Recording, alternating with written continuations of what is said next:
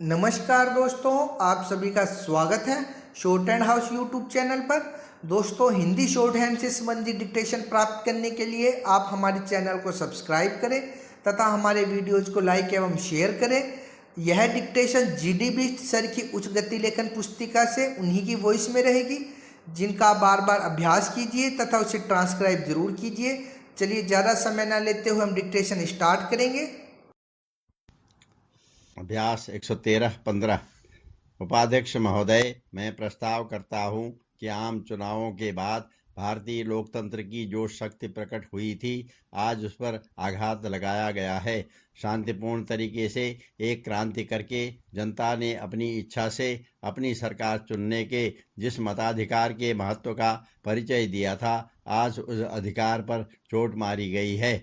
आज राष्ट्रपति ने एक घोषणा करके हरियाणा की निर्वाचित विधानसभा को भंग कर दिया। यह कार्रवाई हरियाणा के राज्यपाल की रिपोर्ट के आधार पर की गई। यह रिपोर्ट भारत सरकार को 17 नवंबर को भेजी गई। संविधान के अनुच्छेद 356 के अंतर्गत राष्ट्रपति को इस बात का अधिकार है कि वह राज्यपाल से रिपोर्ट प्राप्त होने पर या किसी अन्य जरिए से सूचना मिलने पर संतुष्ट होकर इस बात का निर्णय करे कि किसी राज्य की सरकार संविधान के प्रावधानों के अनुसार नहीं चल रही है। स्पष्ट है कि इस मामले में अन्य सूत्रों का उपयोग नहीं किया गया है। राष्ट्रपति का निर्णय राज्यपाल की रिपोर्ट पर आधारित है। राज्यपाल की रिपोर्ट हमारे सामने है। शायद सभी माननीय सदस्यों को उसका अध्ययन करने का मौका नहीं मिला होगा। मैं उस रिपोर्ट पर बाद में आऊंगा।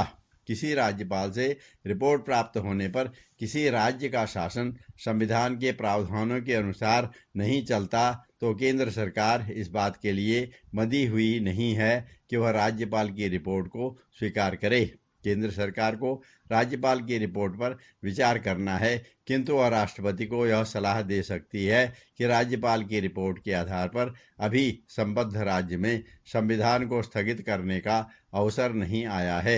मेरी पहली शिकायत केंद्र सरकार से है कि क्या केंद्र सरकार आंख मूंद कर राज्यपाल की रिपोर्ट को स्वीकार करेगी? क्या केंद्र सरकार ने स्वयं अपनी बुद्धि से, अपने विवेक से हरियाणा के राज्यपाल की रिपोर्ट पर विचार किया? मैंने जो प्रस्ताव दिया है उसमें इस बात पर खेद प्रकट किया है कि केंद्र सरकार ने हरियाणा के राज्यपाल की रिपोर्ट को अस्वीकृत नहीं किया।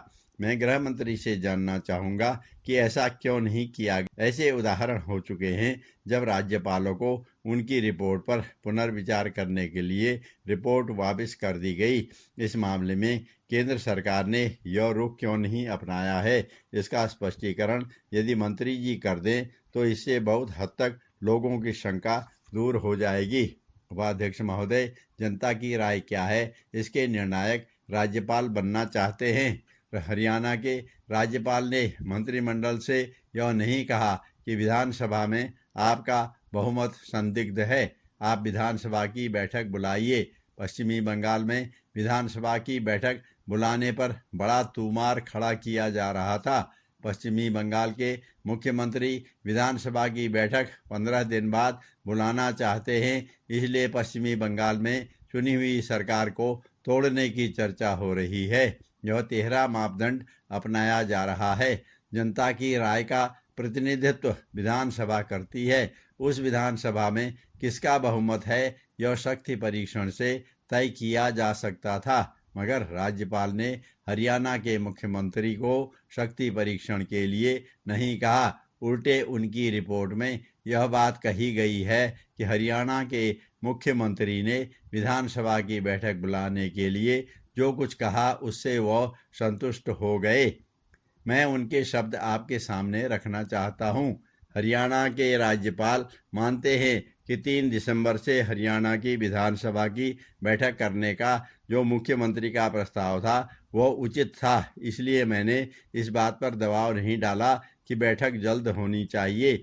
हरियाणा के राज्यपाल ने बैठक जल्दी होने के लिए दबाव नहीं डाला क्योंकि वह जानते थे कि शक्ति परीक्षण में गैर कांग्रेसी सरकार को हटाना संभव नहीं होगा। इसलिए उन्होंने एक नया कारण गढ़ा कि लोग दल बदल रहे हैं। हरियाणा में दल बदल का जो नाटक हुआ है वह बड़ा दुखदाई नाटक है। लोकतंत्र के हर एक प्रेमी को उससे पीड़ा हुई है, लेकिन यह नाटक केवल हरियाणा में नहीं हो रहा है। दल बदल के आधार पर राजस्थान में कांग्रेस सरकार बनी है। दल बदल के आधार पर आज पश्चिमी बंगाल की गैर कांग्रेसी सरकार को तोड़ना चाहते हैं। क्या दल बदल की प्रवृत्ति, दल बदल का उद्देश्य राज्यपाल को संविधान को स्थगित करने की मांग करने का अधिकार देता है?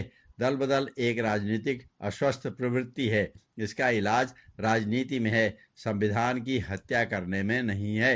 हरियाणा में किसने दल बदला है, किसने दल बदलने के लिए प्रोत्साहित किया है, इसकी अगर हम चर्चा करें तो कांग्रेस पार्टी कोई बहुत अच्छे रूप में निखर कर सामने नहीं आएगी। इन तथ्यों को नजरअंदाज नहीं किया जाना चाहिए।